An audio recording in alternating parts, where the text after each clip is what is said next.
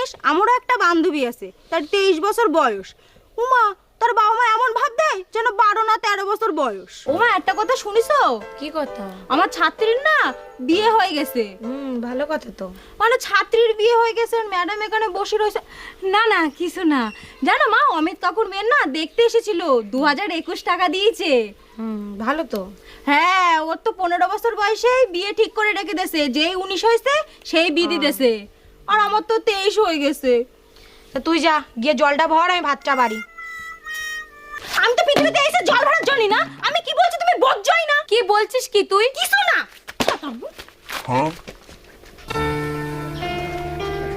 Hello Google, আমার না বাড়ি থেকে বিয়ে দিচ্ছে না, কি করে বিয়ে হবে বলে দাও না।